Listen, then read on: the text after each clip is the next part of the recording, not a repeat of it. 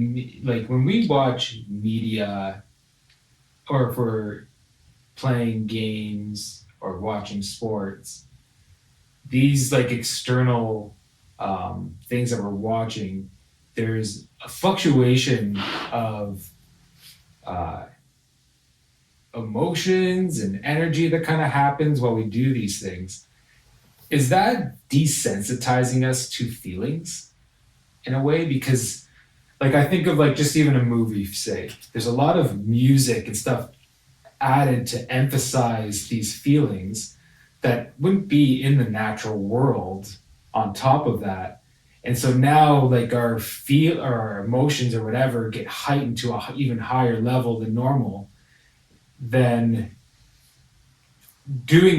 watching this stuff constantly, is it desensitizing us to our feelings? Yes, it does. Because if you watch anything repeatedly,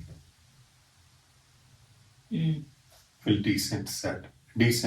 That is how a lot of police people, medical worker, emergency people, they are able to work. Although some of them are traumatized, they develop traumatic stress, but most of them are desensitized.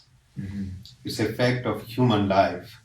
So people are living in war zone. After a while, they are desensitized because it's a very human way to protect themselves. But of course, when we do deliberately, the effect also comes. Yeah. Like I noticed just even saying like playing video games or something, like you could feel like the tension and you like, and then you're wondering like, yeah, like am I desensitizing myself over time to these types of Yes, these things, right? that's Or right. and making a constant stress in the body, like you can feel the body constantly tightening up. Yeah, Mm-hmm. it will be de-stressed, but that happens to all natural and normal things. So you bought a house and you are living in for a few months or few years, you are desensitized. It is no more a novelty. Newness is gone. So we want to change something inside so it will give us a new kind of sensitivity. Mm-hmm. You bought a car or somebody's earning X amount of money. In the beginning, it was so exciting to earn that money, but after a few years, you feel that, there is nothing new about it. There must be more. So that is why we demand ever more new stimulation and new incentives, new rewards, because that is the quality of brain to alcohol, entertainment, drugs, wealth, power, you name it. Mm-hmm. Because ultimately everything goes here and here, and no matter what you do. Externally we feel, yeah, it's same thing about music. Same thing about nature, you have nature around you and you go 50 times, then you don't pay even attention, you just go and then you seek novelty, so you go elsewhere. Mm-hmm. So it is not only with video game, with anything. With anything you're ingesting. Habituation, it is called, or Yeah. desensitization. Because I was thinking of like as I'm doing these practices to understand the feelings that are coming up and doing these practices of feeling inside, and then you are taking this other stuff on, and then now I can witness it more. Mm-hmm. But so over time I was just wondering, like, is that even like stepping back the progress? Because now you're putting something in the body that is not, it is, so if it is constant. Yeah. Yeah. And you will get habituated, no doubt about it. And then you will seek new practice or new, and there's the whole idea that a practice cannot be 100% time. Mm-hmm. But hope is that by then there will be spontaneity in the practice, because what happens, this habituation happens when we practice anything, when stimulation is outside. A point comes when your brain is stimulated from inside, right? Because you are doing video games, so it is stimulated from outside. It will get habituated. But a point will come in yoga or anything that it is stimulated from inside. It sustains itself, its own stimulation. And then what happens, you won't be habituated to anything. Because there is no possibility, because it's not external stimulation, it's constantly internal stimulation. So you are sensitized from inside, moment to moment to moment. So nothing really looks the same. So that is why they say that you cannot step in a river twice. You cannot see the sunset twice ever in your life. Or your lover or beloved, your daughter, or all those, everything, you wake up and everything is new because something changed in you. And with that change, whatever is perceived is something different. It is not based on the past. It is based in this moment. That's the freedom that we. That's freedom. Yeah. So you don't. So I won't see you from the lens of the past experience. Once I see you from the lens of past experience, then you are same old, person. Right. But that is gone, because that is the quality of internal stimulation. Just like children, huh? Just like children, up to age. I think they never get tired of the same thing again and again and again. That's right. So that start, up to the age of 2.5 years, it's very much there. Then slowly it starts receding, and then after the age of 8 to 10, and then they fall into this boredom. So they need more and more stimulation because they are desensitized, they are habituated.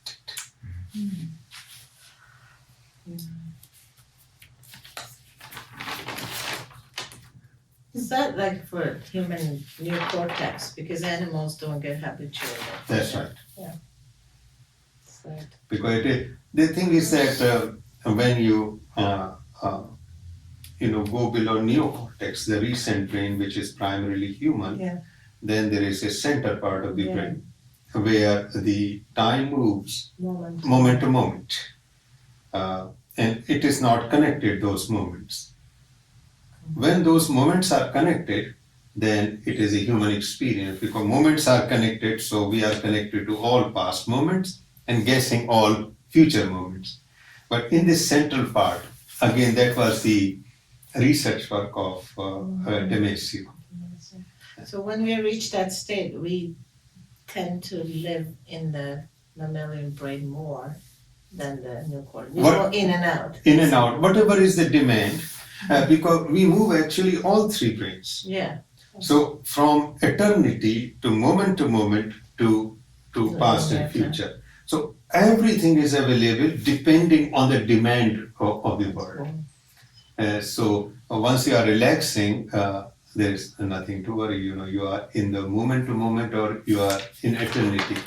But the demand comes, okay, you have to move and speak somewhere. Instantly the neocortex comes in. I read somewhere that men's brain are more like that than women's brain, because they didn't have to care for children or whatever, so they have more ability to not kind of project this linear thing. They can receive into this one moment and stay there. It makes sense. Yeah, while women have to constantly think of everything to protect the child. It's a nesting instinct. Yeah. And that is why women always long for emotional safety and security. Yeah. Because that whole nesting instinct. Yeah. So they are more emotionally sensitive. Yeah. It is inbuilt because it is given by nature. But I'm also thinking maybe that's why it's harder for women to reach that state, not because it's because we are so spread out, like in different directions. We have a hard time to focus on one thing. Exactly. because it is very much into their system. System. Although generally they are more kind, more perceptive, more loving, more nurturing, more caring. But once it comes to the beyond those boundaries, then it is more difficult. It is You are right. difficult, Yeah, you made a very good Yes. point. Because like the scientist was saying, when you look at a man and a man is sitting there, a woman will say, what is he thinking? He's thinking about this, he's thinking, and then they said like the male is able to think about nothing. They have the ability to sit there and just be in one thing and just in one thought, and that's it, that I'm sitting here, like compared to a woman. Woman just has to constantly different thoughts and different. That's right. For sure. It's very true. And it is very hormonal also. Yeah, that's what I'm saying, because we have to Estrogen care. and Yeah. oxytocin Yeah, is more in women, so they get more attached. And estrogen means they are thinking all for the time. large number of people in comparison of men. And I think that's why there's a lot of marital problems, because it's just that estrogen wants the man to think the same way, and it's just, they can't. So they're like, why can't you do this? Why can't you think that way? Why can't you feel that way? It's just so different. Yes. Very interesting. A question about, so we said in the asana has two components when talking about the Patanjalis. We have the body awareness and then going beyond the body. So in the practice of body awareness, what was that exactly in Patanjali? Is that just sitting in Sukhasana and their idea is like just feeling the body? That's right. Okay. Because in order to become comfortable and stable, you have to pay a lot of attention to the body. Right. Until that point comes that you are so, you are totally aware, okay, now the body is completely ready and it can sit for hours. Mm-hmm. Yeah. And then so the Soma teachings is kind of the same idea of being aware of the body, just the state after that is where the change is kind of. Exactly. Because we include body at all level. In Patanjali, after asanas, slowly the body awareness start to fading. So I heard this, and I'm just I guess looking for some clarification. So the practices of asanas that we do, is that to prepare, like in Patanjali's idea, or like Hatha Yoga idea, is to prepare the body to help open it up more, to be more flexible, to be able to sit in the seated, or is it just simply to stimulate the energy? Stimulate energy, because as I mentioned that Hatha Yoga's goal is to awaken the Kundalini energy. So it really has nothing to help open up the body to prepare it to sit comfortable. Exactly, because here we are going beyond the body, and in Hatha Yoga we are opening the body. Mm-hmm. So that is why there are so many ways to open the body. Right. Here it says that basically you are going beyond the body. First of all, become aware of the body, so it will feel good, it will be comfortable, it will be stable. That's it. Right. No more function of the body. Right. It becomes means ultimately. In Hatha Yoga, actually we are opening the body because that energy flows into the body.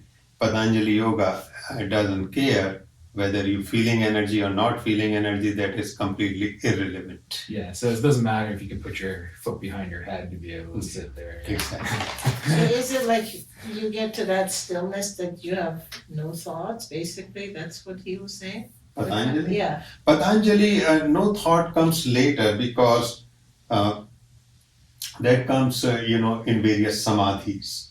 But What do they mean by going up? Like suppose I'm Patanjali and trying to teach you to go beyond your body. What does that mean? That means you are not aware of the body and you are becoming purer consciousness. So how do you do that? That is what whole Patanjali Yoga is, and that is what we will discover.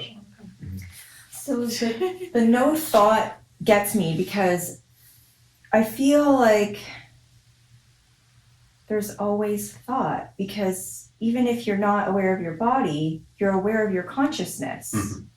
Yeah. So is that still not a thought? But there's still concentration. Yeah. No, there is. But it's not forced concentration. Oh, Like so- I've not been aware of my body, but I'm somewhere, and I Yes. know I'm somewhere. That's So is right. that not thought? Yeah, so that is where another lovely question, because here we have to differentiate between feeling and thought. Okay. Thought has a movement, Oh. because that is the nature, because thought means which is connected with the past or present or future, because that is how whole thinking process is. So what happens gradually from thoughts that they are disappearing, we move into feelings. And there can be a feeling where there is no movement of feeling. That is a feeling of being. You just feel the totality of thing. That's it. But there is no movement. It come to a complete standstill. And that is because feelings are primal. Thoughts emerge much later. Okay. So a bacteria feels, amoeba feels, hydra feels, sponge feels, worm feels, butterfly feels, plants feel, but they didn't have the thought movement, because for thoughts we need a special part of the brain through which thought can be connected. And that is partly the middle and mainly upper part of the brain. So yes, it is no thought, but it is feeling. And this is a feeling which is beyond all feeling, undifferentiated. So there is a feeling of anger, feeling of happiness, feeling of jealousy, feeling of pride, and so on and so forth. But those are connected with thoughts. But here, you go into undifferentiated primal feeling, and you just have that feeling. And because there is no movement of thought, feeling is just complete stillness. Everything stops. So what happens? No name, no forms come to your mind, because things are recognized when there is a thought. What is this? What is this? Oh, this is a water bottle. This is a projector. Just like in a child. Child learns all these things later on.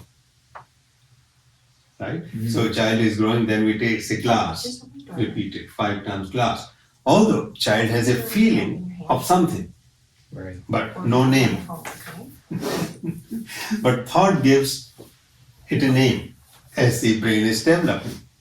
So if you tell a 1-month-old baby this is a glass, won't understand, because still that apparatus which creates thought is not there. But feeling is there. So if you bring a glass, there will be, baby might focus on it because something is happening, but it's not a thought. Is it okay to, like, I guess put that into a meditation? Like what I've been doing with people when we're in Shavasana is have them feel, but I try to guide them through, like, not labeling the feeling. Like, don't identify the feeling. Just simply tune into the feeling. Yeah, but Is that not in the beginning, because in the beginning you have to label the feelings. Because most people here are quite confused about feelings, because feelings are discarded for the last 300 years in Western culture. okay? So the way I was looking, I guess maybe because I was doing it through my own experience, was that I noticed that through having anxiety, that I would sometimes mislabel the feeling of anxiety and then give myself anxiety, right? That's right. And so, but then I guess that's in a different state where maybe some people may not be at that point yet. They need to just identify feelings. Exactly. Because here people don't identify their feeling. They are so confused. They misinterpret. They are angry, but they don't. They said, "I'm not angry," because anger is, is expressed in a very different way. So first, that is why from childhood nowadays, there are a lot of books which say we train child to feel and identify, so they are accurate in their description. Right. Okay. Yeah, that makes sense. Yeah, because recently there are friends in Australia, so they are writing 4 books about children.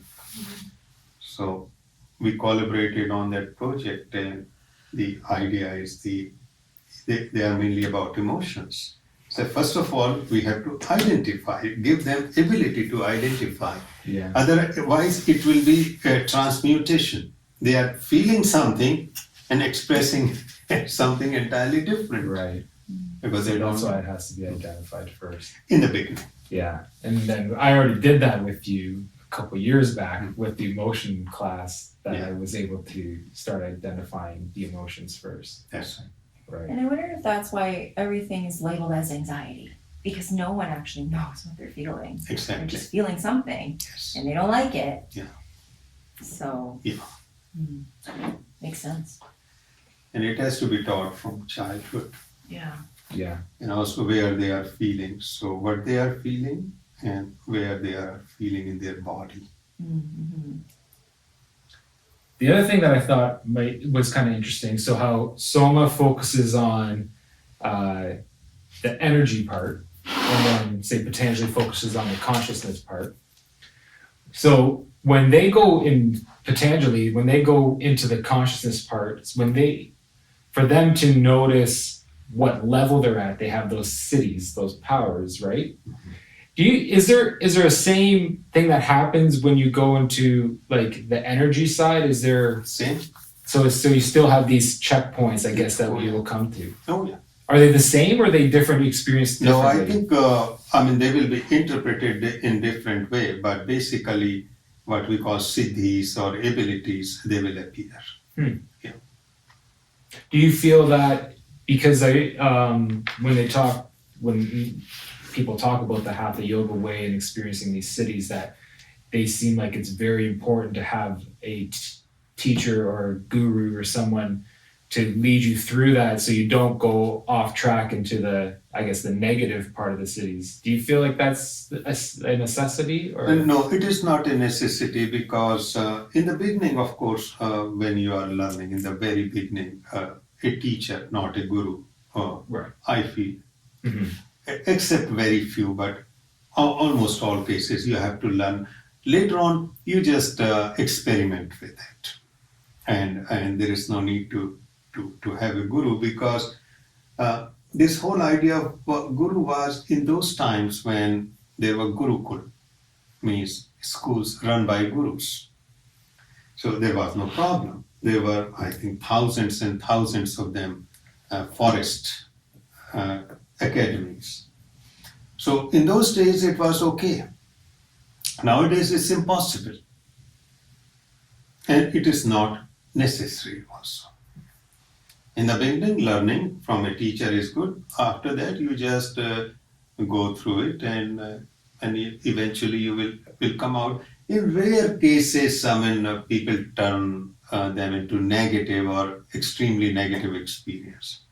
Mostly they are positive with some up and down, and you can consult anyone in case there is a big problem. Right. But to find a guru and to follow a guru is not a good idea. Mhm. In the beginning, yes. Later on, no. Okay. I think that's kind of what I have for now.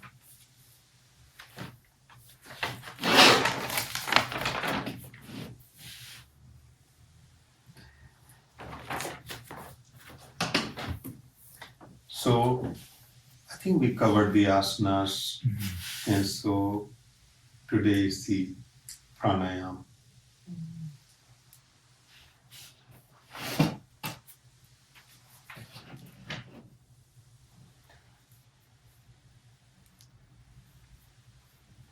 So everything is so connected, so I will connect again the first 3 steps. With yama, we are rooting ourselves in a society to build an identity. So we have a reference point in this world. That is the whole purpose, taking care of the externalities of the world. In niyama, we are coming to ourselves. Right? And what we did through the swadhyaya, and tapas, we generated energy. So we are very comfortable in the world the way we want it to be because the world is functioning good with those yama. And in niyama, that is why it is called Kriya Yoga, as I said, those three, because Kriya Yoga means action. So basically, action started on ourselves. And primary, the core was Swadhyaya, means aligning myself with my personality. And the moment I do that, I'm preserving energy, and the energy is released in me because there is no conflict.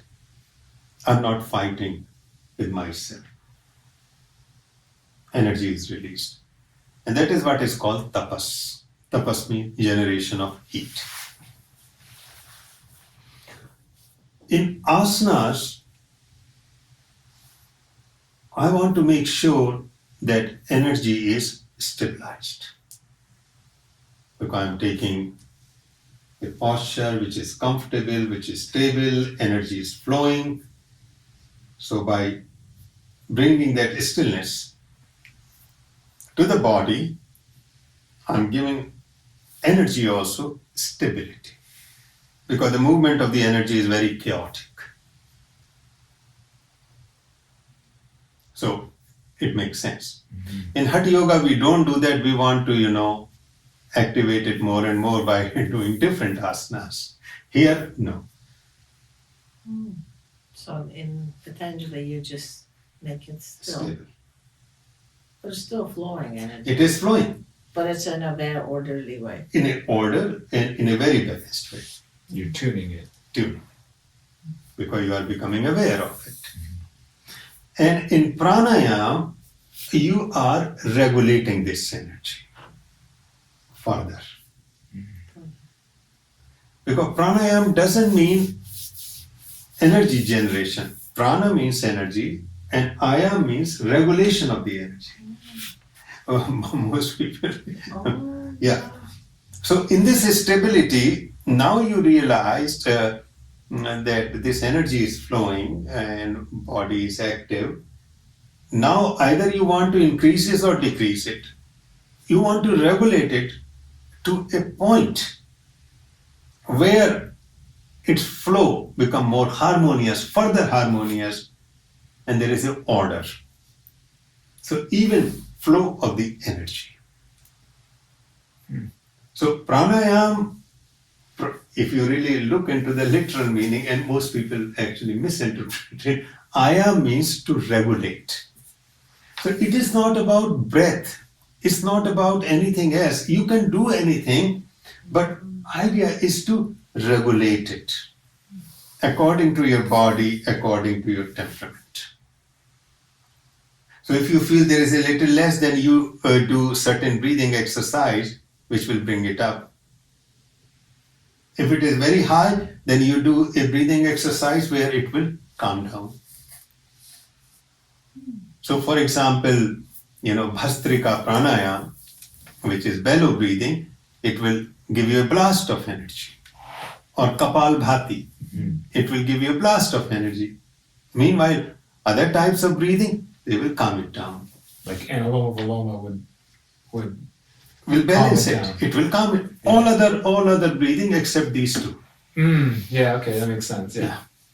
So basically you are further bringing everything in balance. And that is the purpose of breathing, nothing else. And you can do any type. So balance here is what you need, Yes, not sir. necessarily. What is called Like a harm. homeostasis. Yeah. Natural balance. Because it doesn't mean you're being so calm or anything. It means bringing the part that you're missing. Yes, basically. that's right. So because now everything is stabilizing. Yeah. And in physiology, in medicine, we call this the state homeostasis, about which we talk. Homeostasis, homo means the homogeneous, means sort of same. Stasis means state. So you create a state of homogeneity where there is very little fluctuation. And fluctuation happens again, you do the pranayama, regulate it. Yeah, it's interesting you say that because Anuloma Viloma is a practice that I find when I feel overwhelmed, if I just go to practice that, I calm right down. Yes. So you found your pranayama because it is regulating your energy.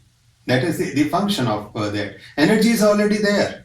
Because why you are overwhelmed, why stress comes, why problem comes, because energy is flowing but in a very chaotic way, imbalanced way. Yeah, I notice when I can't focus on a bunch of stuff and I feel like everywhere, I find Anuloma Viloma will. Yes. It basically regulates. So those soma breaths that they do, the one Mirella does, that they keep rapid breathing or whatever, it's not good for everyone then. No, not at all. You have to, if somebody has a sympathetic overload, doing this breathing will destroy that person. And I find some of those breathings very hard. Actually, I did one where it was a breath guy. He was guiding me through. Yeah, like the one you slow and then you And fast and my whole body was like coming inside, and I just couldn't. It was very hard to manage. And Too much wind for me. No, not very good. And also you do temporarily, you don't follow that breathing. Once in a while, okay, this kind of breathing is good. But if you want to go beyond, then fundamental is regulation of energy through regulation of breath. Because breath is directly connected to your energy. Yes. Is that something you look at in Soma as well? Yes. Okay, yeah. So that element is still That's involved right. with your. Because we want to bring homeostasis in any state. So would it be all breathing could basically fall into a category, say like just normal box breathing? Is that considered, or is that something a bit different? Anything, because any breathing is pranayama. Right. Because any breathing regulates your life energy. And regulation of life energy means regulation of your thoughts and emotions. Because if you really look into the structure of emotions and thought, they are made up of energy. And I will clarify through chakras. Of course, it will become clear once we discuss about chakras. So, first chakra is of matter, root, earth. Earth is matter. Second chakra is of energy, life energy, of which sex is one type of energy. That is why it is located in reproductive area, Swadhisthana.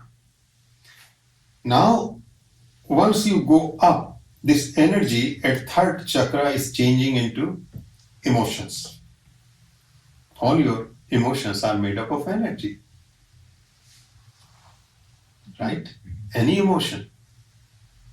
The name emotion comes from emotion, external movement. It creates movement. Then the same energy, when it comes to fourth chakra, it becomes feeling. And when it comes to fifth, it becomes thoughts. Everything is made up of this energy, which is a second chakra, and as it goes up, it is transformed. So for example, there is a building, and in building, in the basement, there is a generator, energy generator. At the first floor, it lights up, all the lights which are there. At second floor, all the fridges. At third floor, all the computers. But basically, all the energy is coming from that generator. Second chakra is your generator, energy. You regulate your energy, you regulate your emotion, you regulate your thoughts. Because they are all made up of energy, nothing else. I mean, it's very obvious. Einstein or anybody else, they talked about it. Everything is energy, including matter.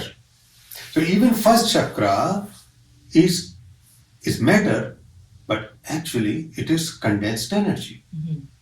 That is why the Kundalini actually resides between first and second chakra, not at first. Yeah, it is in between because it's lower manifestation is matter, and second chakra, energy. So that- So you regulate energy through breath. Regulating it. That is the whole purpose of any breathing. You can create your own. I mean, we created our own breathing practices. Are you familiar with heart math? Mhm. So I went through and did their training as well, and the connecting to the brain heart coherence and taking the breath to the heart space. What are your thoughts on that? I find it very beneficial. It really did help me. That's right. And I feel like it was something that did allow me to connect more with my feelings, That's right. with feeling. Yes. So even we did sometimes with our participant, okay, breathe in your heart and all that. It is like any other breathing, but because we feel our feelings here, so we are more connected with our feelings. Yes. I just got it. So it's a very good That's good. hard breath. Yeah. Breathing And in the so it's just so easy. It's Yes. very accessible, right? Just like any breath, I guess. Yes. So any breathing. So purpose is I regulate the flow of energy in this body and brain and bring it to homeostasis or natural balance so fluctuations are not much.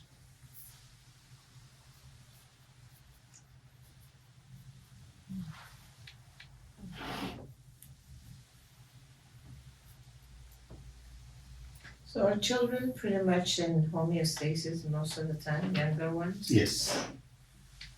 And even if they fluctuate, because Come back with yeah, their fluctuations are not psychological. Their fluctuations are biological because they are at such fundamental level that food, clothes, warmth, water, those cause energy fluctuation. In us, because our fundamental needs are met, so our fluctuation is mainly emotional and cognitive or thinking, which goes on 24 hours. So they are biological, so they come back to the homeostasis very quickly. For us, because we are so much connected with the past, so much connected with the future, for us to come to that homeostasis is way more difficult. That is why we want to go to our childhood. We want to reclaim that child, biological being, and left all these emotional, or they are under control.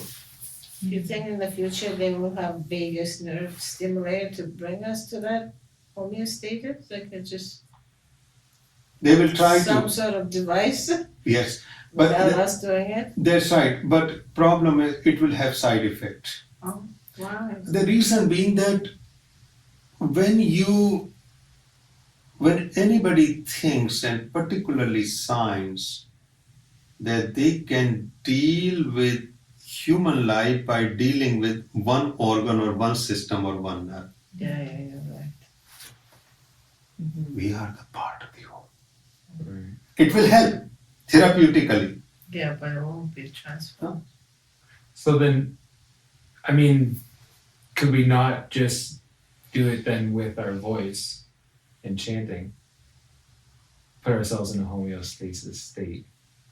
Like, could the answer be to relax the vagus nerve, be our voice? Yeah, voice Chanting is is breathing. breathing. Yes.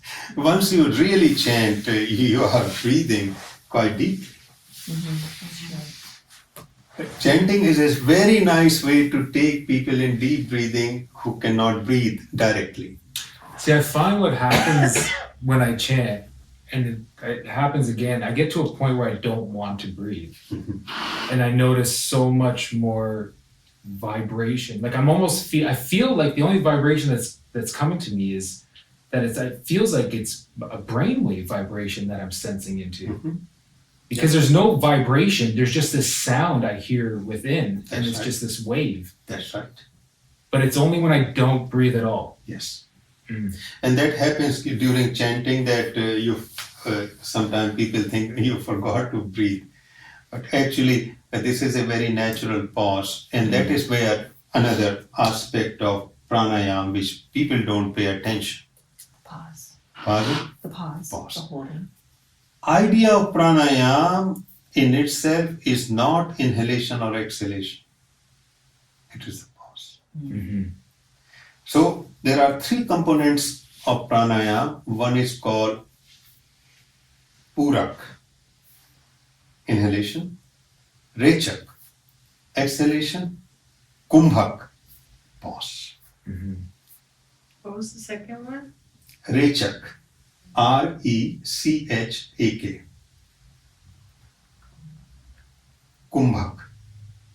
Kumbhak means everything stands still, and whatever is there is enhanced because the whole inhalation, exhalation, which is connected with our thoughts and emotion, now come to an end. It is a state of silence. Mm-hmm. It is a gap. So if you inhale, there is a gap. Mm-hmm. You exhale, there is a gap. Inhale, gap.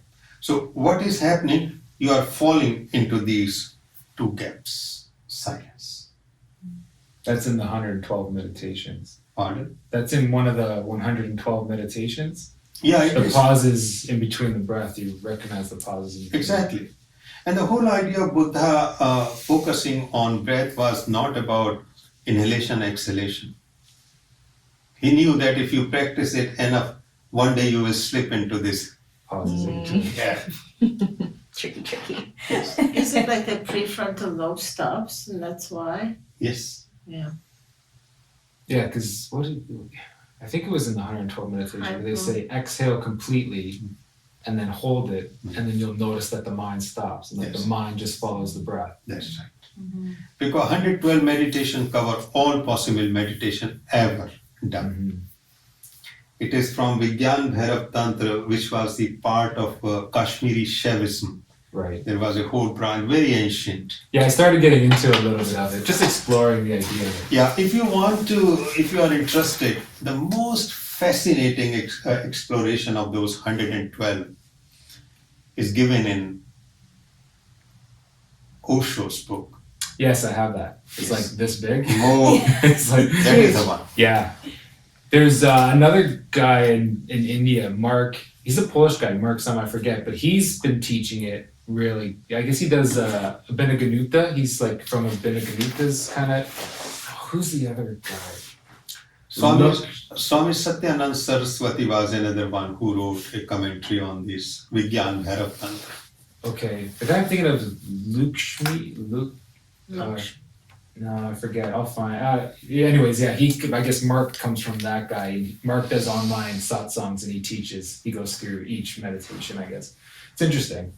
But yeah, I found those meditations fun. The Osho ones were neat to explore. Oh, there is no other person in the whole history of spirituality who narrated so beautifully. Whatever he touched is unparalleled. He was genius. Mhm.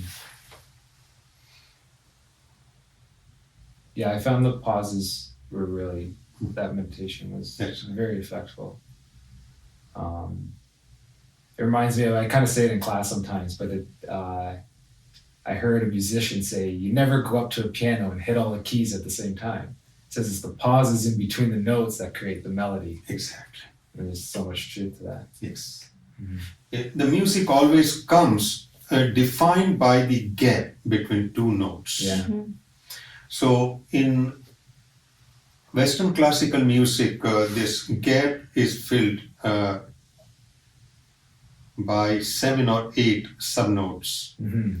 In India, I think there are 24. Yeah, there's a lot more. Lot more. Yeah. So it is the gap, how you deal with the gap. Hmm. That is important. Yeah. That's what gives it the rhythm. So gap between two thoughts, gap between inhalation, exhalation, gap between two notes.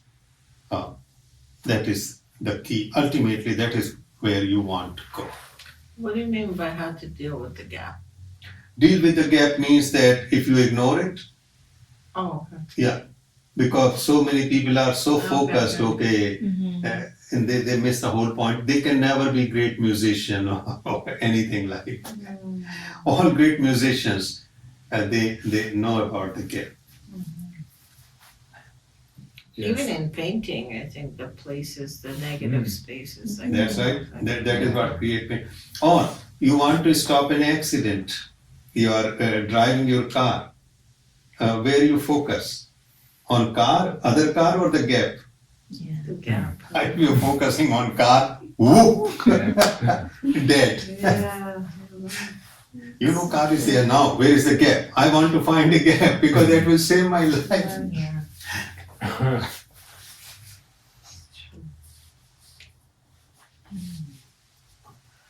That's so interesting. Never thought about it that way. Mhm. Um, Because if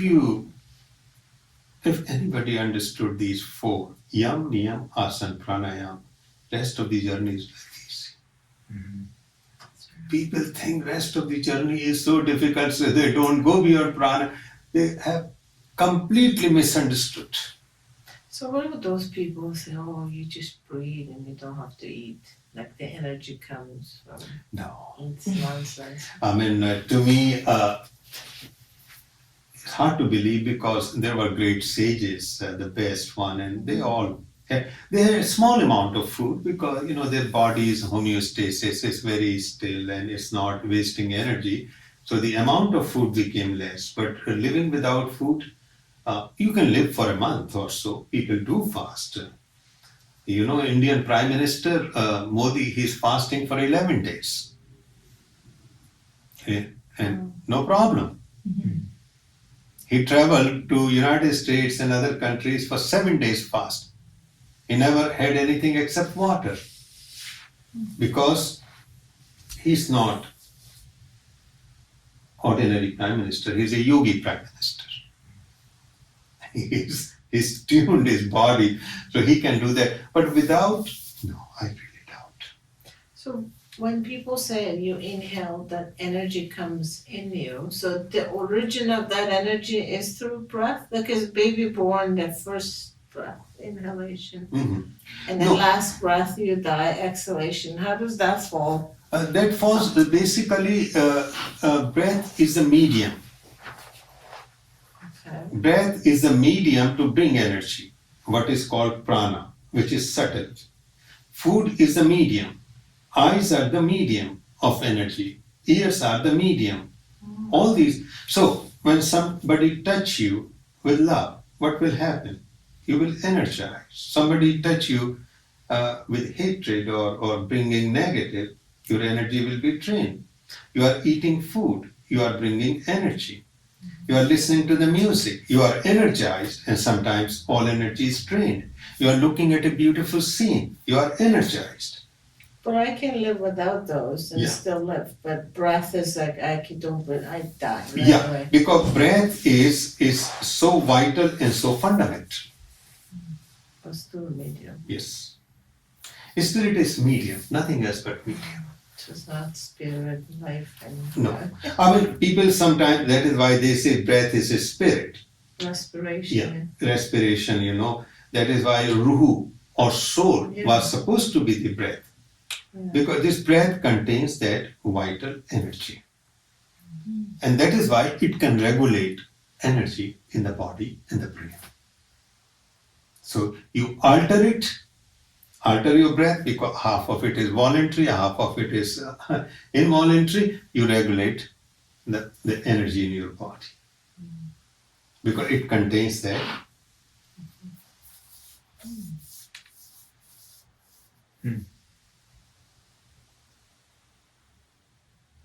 It's an interesting way to look at, like you said, spirit or soul or whatever. Because I feel like when people say mind, body, soul, mind, body, spirit, whatever, I don't know. feel like maybe they don't get what it is, No. or They don't get it. yeah, but when you say it like it is the breath, Mhm. that really kind of is interesting energy. perspective. Yeah, Yes. it's an interesting way to look at that. Now I will explain you. I think you raised the right. It is just sort of out of it. Mind, body, spirit, mind, body, soul, mind, body, this, and Yeah, they don't even know. yeah. Because what happens, we have body and we have mind. Mhm. And actually they are continuation. They are not separate. Mhm. But what happened, split occurs because of our trauma, because of our social conditioning, the way we are brought up. Now, what is the connecting link between body and mind? Breath. Breath. Exactly. Simple. As simple as that. Because it is a part of the body, and it is also, as I said, it will regulate your thoughts, it will regulate your emotion. So the bridge is the breath between mind and body. So what happens once your energy or breath is regulated, the mind and body is integrated. Out of that comes a sense of wholeness. People call soul. Most of the time there is a split because of the interferences of past memories, emotions, whatever is going on. If that is eliminated, and that is what Patanjali is doing. Patanjali, once he comes to breath, basically integration of mind and body happened. So you can go beyond. Split is over. That is why I say these 4 steps. And rest, whatever is happening spontaneously. Up to this point, effort.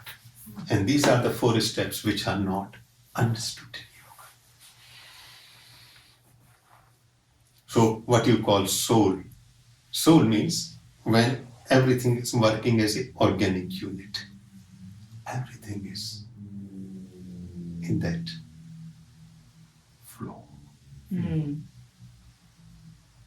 Because that is what happens. All flow researches your unnecessary mind, which is controlled by prefrontal cortex, is bypassed. So in flow, there is a term hypofrontality. Hypofrontality? Yeah. Hypofrontality means when your frontal, this precortex is functioning less. Why it is functioning less? Because whatever voices in our head from the past of our religion and education and parents and family which are holding us, they are bypassed. Which was the cause of split between myself, who I am, and what I became. Because whole of this, my past, wants me to do something, expecting what I should be. That is bypassed. Explosive energy is released.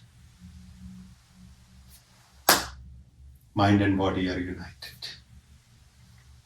So Jivasu, mindfulness then it's basically hyperfrontality, right? It's mindfulness. No, it is again hypofrontality, because what happens? And now you raised another question, so I'll explain it further. Body has its own mind, its own intelligence. We want to retain that. That is also part of the prefrontal cortex. Yeah. But prefrontal cortex has addition of all this from my past. So there's 2.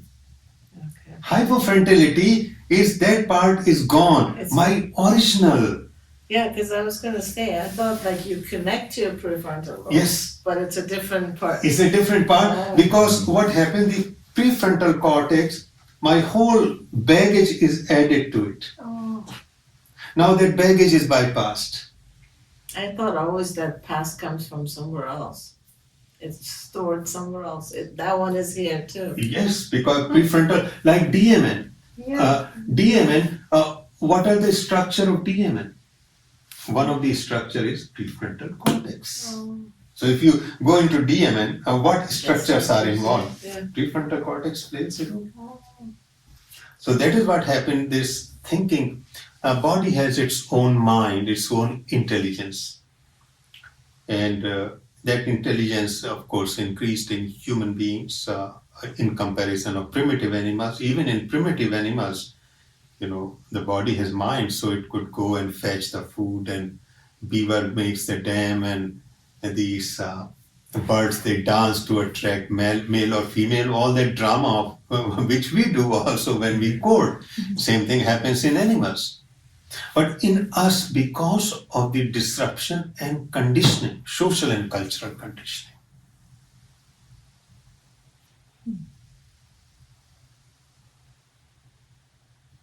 So when you talked about that 10%, this is it. That's it. So And because this 90% is pretty much not accessible. not accessible, because this 10% is wailing.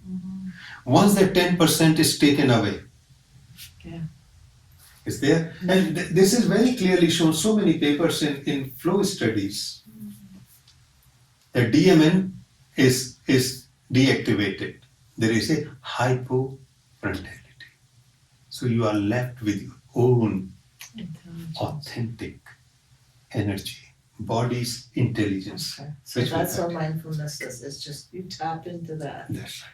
Because I was gonna say, like, how is it, like, all the mindfulness, like Buddha is encouraging that. No. So you connect to that prefrontal lobe, but that's the authentic. Authentic one, the natural one, because that is why I say let go of thought, let go of these emotions, just as if they are gates, because by and by you are bypassing them, and what is left is you. So it's more than just awareness and presence then? Like if you drop that part of the prefrontal cortex, You are in this moment. you're in this moment. But it's more than just being in the moment then, right? Or Because- is it No, in this moment, plus all your energies are activated. plus the energy, right? So it's not just in the moment and being aware. There's the energy part comes along with that. Exactly. Right. Exactly. And so many people achieve it through sports, extreme sports, like Michael Jordan, a person like him, or Pele, or Maradona in certain moment. They all could access it, but they are dependent on outside. Here our purpose is to activate it forever. Mhm. Can you So- imagine? Wow. Oh yeah. Yeah. I'm sure you can, yeah, but wow, that's crazy. I was wondering, do you think it's possible to run a study on doing this? Like discovering the personality, putting people, like I'm wondering if we could do it with members that come here. You can do empirical study, because they are very well recognized, because there are two types of studies. One are quantitative, and second studies are done in humanities called qualitative. Mhm. I mean, that is how the whole idea of flow emerged. This fellow, Mihai, psychologist from Hungary, he was just doing survey. He asked people, so what are your creative movement, what you feel, what you experience, and they start telling. He gave, and they often mentioned flow. He put a book together, and then it became a research, and research is proving this is a quality of our brain and body. And also, same thing, personality was done by Helen Fisher. So Helen Fisher, so if you go, why me? No. Why he, why she? That is a book about personality. You It's can- that one? Okay. Yeah. Yeah, I'm gonna look at that. Yeah, Why it is- he, why she. She, yeah, I think so. It name may be slightly different, but Helen Fisher's personality book, and it is a PDF, so it is available free. So is that different from Why We Love? It's a different book? That is the original first book. Yeah. Because after that, she questioned why we fall in love with a particular person. I mean, it's very true. We meet 10 people, but we click to one or two. Now, part of me wonders if that has to also, and I probably will understand once I read the book, but does it have to also do with quantum entanglement? When you have these connections with people and then different lifetimes pass and you can meet somebody and just be like, oh, you're my person. Like there's something about you and we're connected here. But why? But why? I can That's tell you. energy. Yeah, I tell can me tell you. about it, Jivasu. Because we have the yoga of love and relationship, and we pondered because we created 6 yogas, and I think we are going to teach them again at a higher level now. So one of the yoga was yoga of love and relationship. So when we met some person and we feel strongly attracted, why?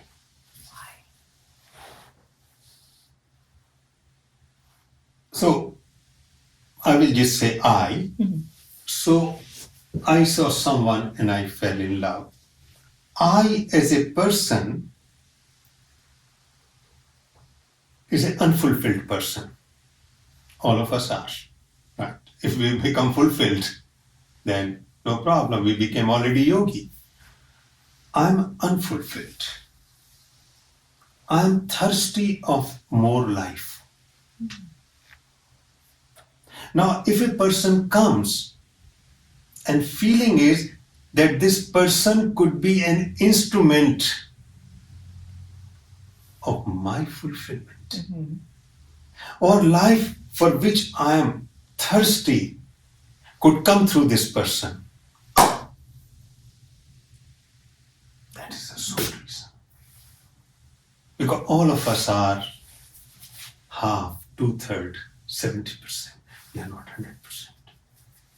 We crave for fulfillment, for full life. And other person shows that promise.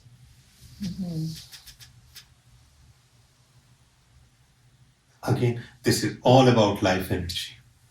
So what happens, presence of that person, and it is a very concrete experience also. So it's not, what happens, you see that person, what happens in your body and brain? Excitement. Wow. Explosion. Yeah. Why that explosion happens? Energy. Life energy in this body and brain is released massively. And that activates neurochemistry. Dopamine, serotonin, endorphin, anandamide, there are 5, 6. You're overwhelmed. And the energy, the experience of this energy is delight, love, bliss. Everything is full of light.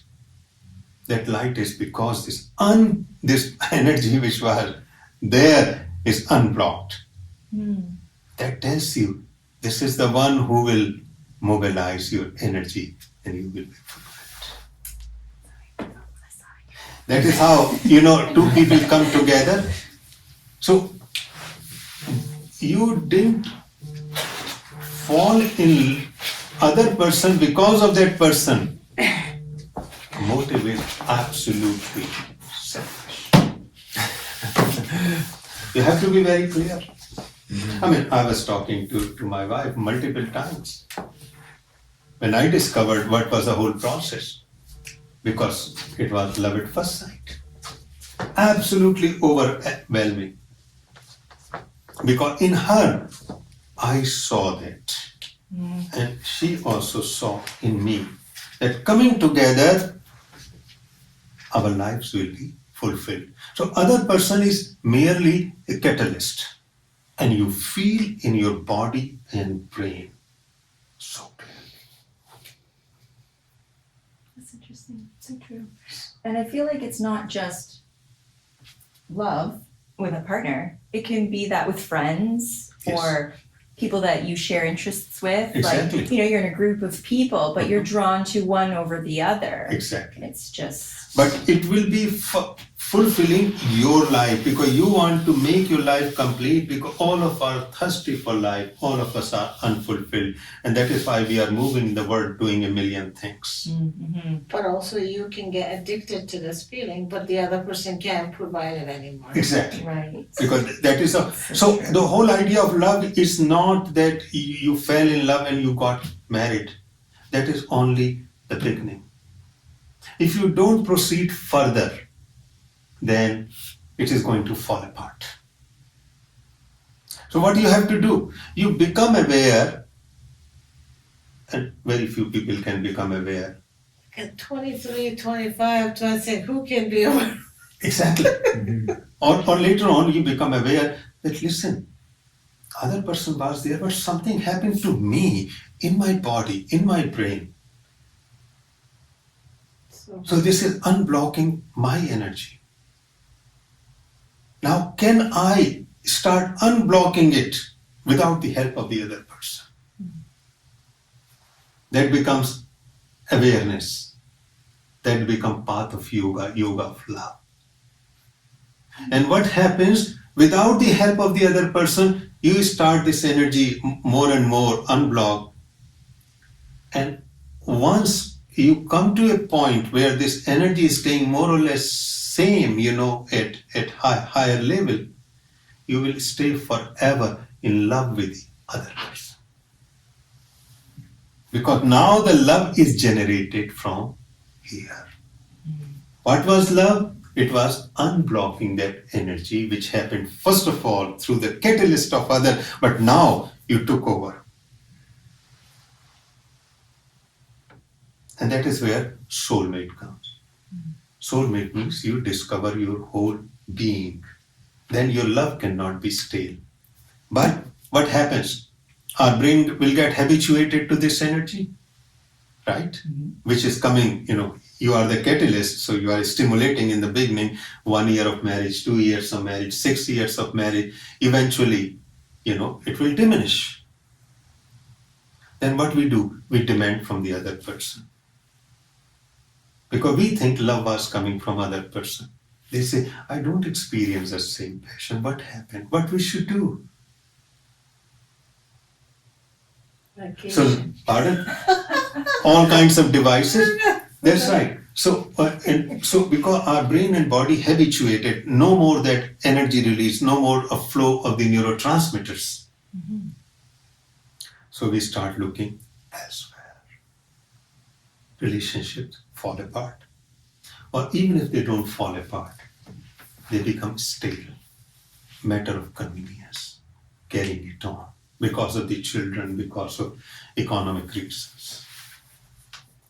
So love is truly the beginning of yoga with a big bang.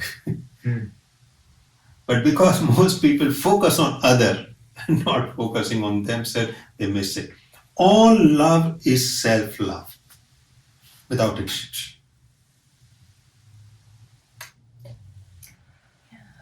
Same thing about Guru. Why we choose some Guru? Because in that Guru there is a promise that my life will be fulfilled. So love of any kind, but particularly romantic love, is the most powerful one. And why? Because in the romantic love, the whole body and mind are involved in comparison of other types of love. And that means, sexual part. And also the beauty of romantic love is that it doesn't worry about the past or future.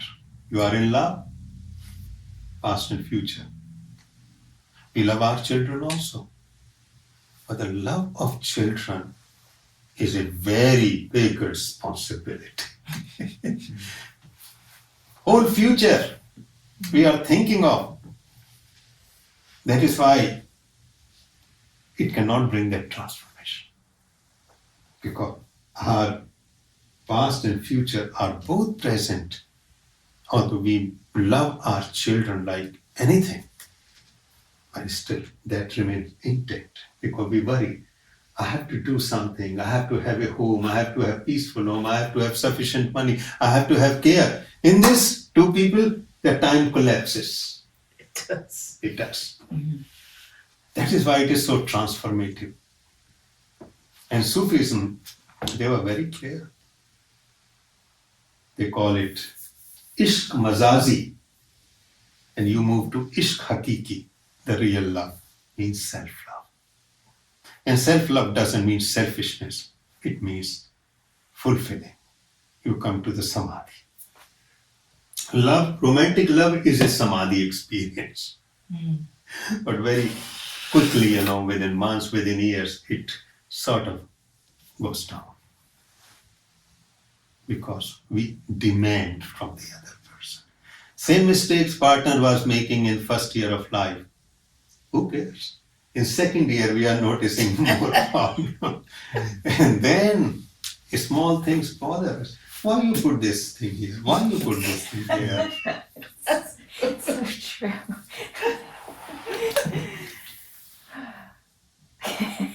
That is why we were teaching this yoga of love and relationship. They should teach this in school. From the young, like if you knew this is the process, at least you will look for that. But Well, so- we were talking about it today because there is a online university. It's a registered, recognized university in the United States. I sent you the Yeah, I document. just saw in the car going Yeah. so good. It was really So, nice. yeah, so they asked us to go teach masters. Deeply. So it is a huge program. So I was talking that, of course, we will teach all the fundamentals, but I would like to teach at least 3 additional. One is the love and relationship. Second is aging and old age. And third is death and dying.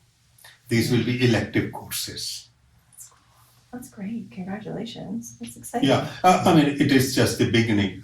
So We don't know, but there is a possibility Yeah, it may disappear. Mhm. But they are very keen. that's great. So, so that is what whole thing about love. How does death and dying bring that energy in you? The reason being that whenever you are confronting death, the whole being unblocks all the possible resources for this catastrophic event. Yeah. Everything is unblocked. Wow.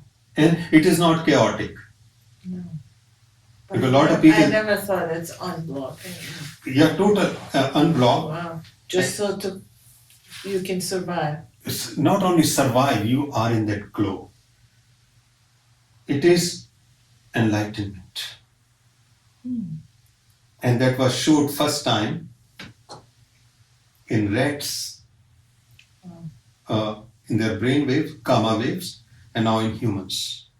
So humans, when they are dying, they radiate gamma waves, high frequency gamma waves, and the same gamma waves are present in those monks who are in spontaneous meditation. Normal gamma waves are 40 hertz per second. In these people are 80 to 120. Wow. So in rats, because their brain is similar, and now in humans in a small study.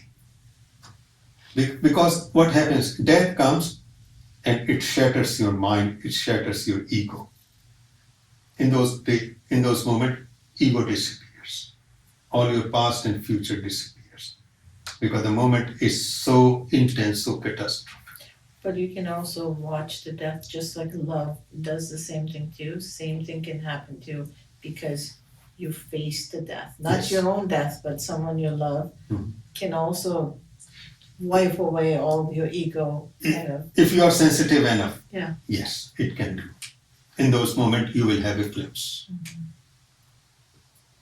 I feel like I've had these feelings in my dreams Mhm. where I'm dying and I just accept it. Mhm. And it's like this acceptance, there's nothing chaotic about it. It's just Acceptance. amazing. That's right. And that is what happens too in the end. I never actually die in my dreams. So it's not which is a good painful. thing, I guess. as much as everyone thinks. Pain occurs before that moment. Anxiety, dread, Mhm. catastrophe feeling. But once you enter into it, Do you recommend those injections that clears your lungs kind of thing from the fluid or no? Do they affect the experience of death?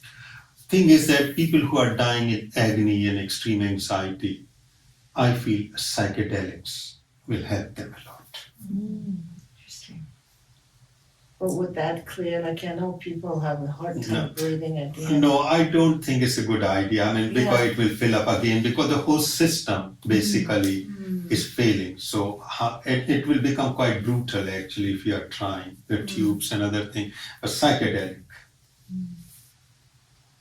So I guess the future of death doulas, they're gonna have a lot of psychedelics. Psychedelics, yes. Because psychedelics will be accepted more and more in society, and it will become a very standard treatment of hospice care. I guess Huxley predicted that long time. He did that himself before Yes, he died. you are dying of cancer.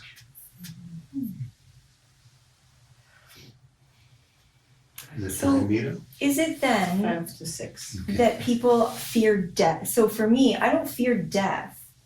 I fear suffering. The suffering is what is kind of like, oh, I don't want to be like mangled and like experiencing that. Like, but I'm not afraid to die. I'm afraid of that suffering. That's right. So is that more what people, their fear is, or they just don't even know the difference and they're just like, I'm afraid of death? Thing is that once you fear suffering, that is also fear of death. It is a part and parcel. That future suffering, idea of future suffering will disappear.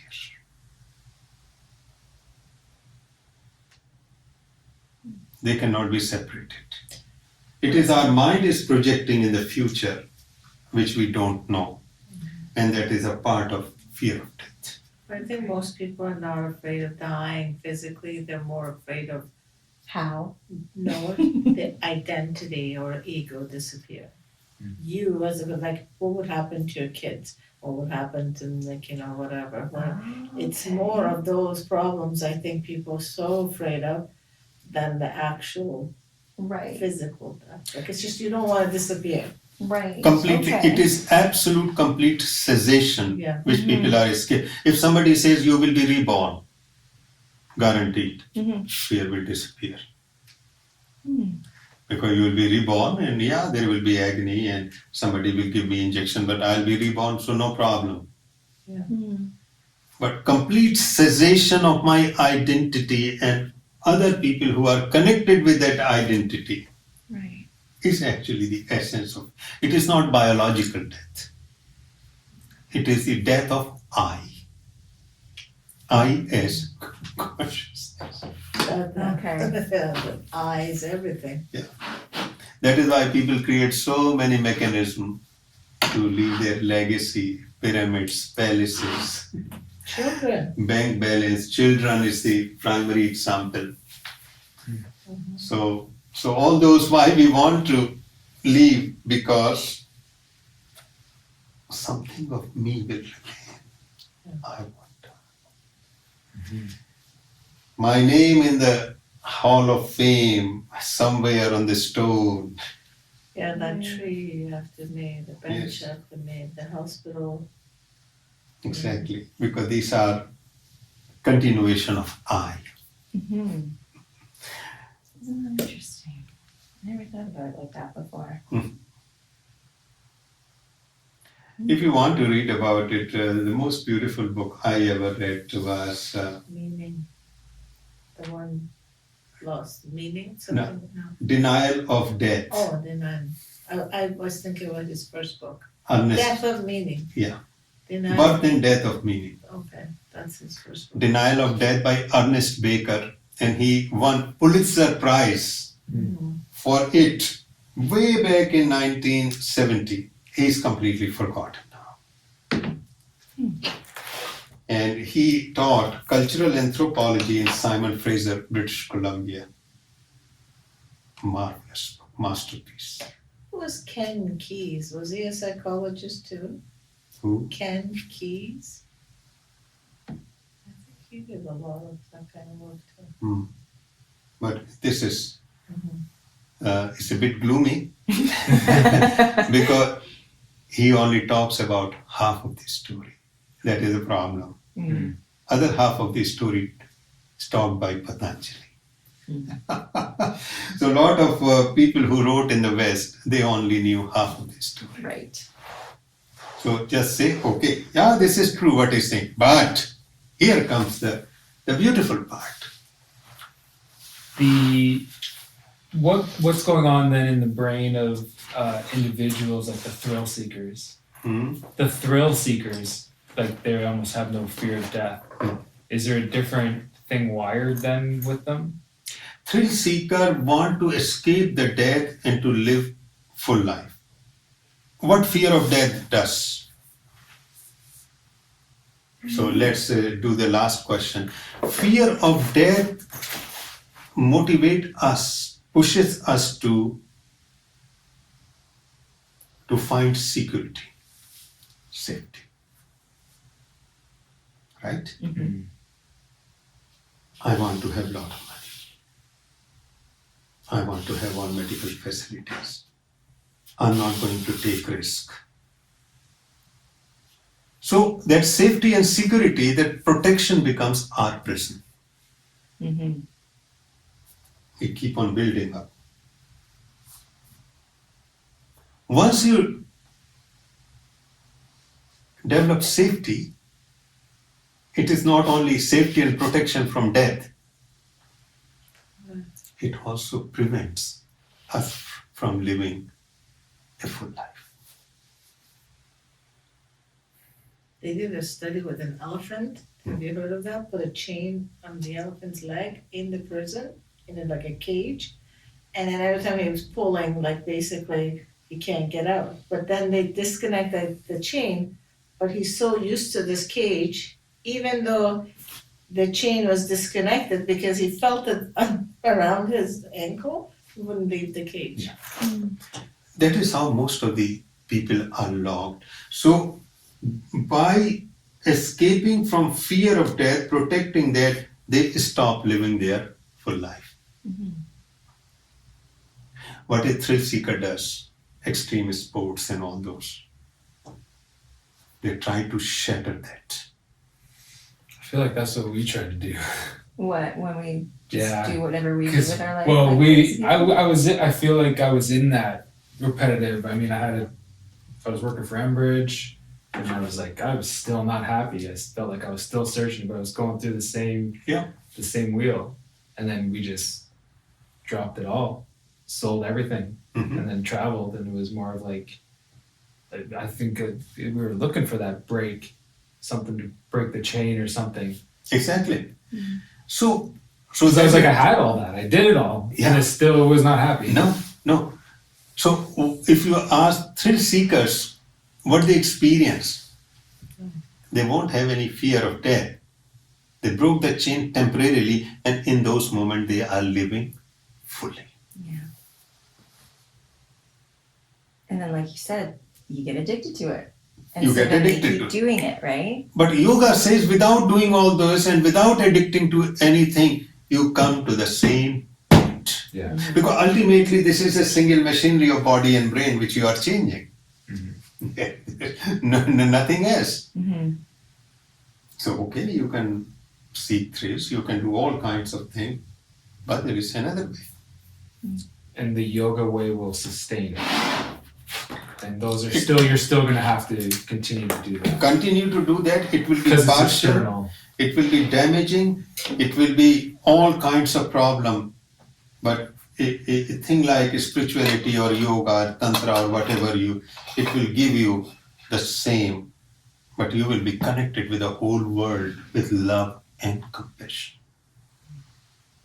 Those thrill seekers absolutely can destroy their families also. They don't care. But also the flow state experience, eventually it plateaus. Yeah. Now they have to do something more Something challenging so they get to that feeling. So eventually, most of them, they kill themselves. They kill themselves. Surfer, diver, Yeah. all those people. That book will give you some idea of it. A beautiful book. It is available again on PDF. Rise of Superman. Yeah, we Oh, have love that. Yeah. You read it and you will get a very clear idea that Yeah, I've listened to I listened to him talk a bunch of times. Hmm. Yeah. but the problem is that it's temporary and ultimately most of the time it's damaging. Mhm. Right, so we completed first 4 steps and I will explain what happens now if we really established in these 2 rest of the 4 steps. Not a problem. These are the 4 ones. So what happens to our body and mind? And so next come pratyahar. The withdrawal of the senses, again, completely misunderstood by people. 100%. They close their eye, they block their ear, and I'm withdrawing from the world. They go into cave, they go into forest. Okay, I mean, some people who are loner can do that, but how many? The forest is within myself. And these first 4 steps, if we complete it, the forest opens. And that is pratyahar. So what will be the experience of pratyahar and why it happens, withdrawal of the senses automatically? So we will cover in the next session.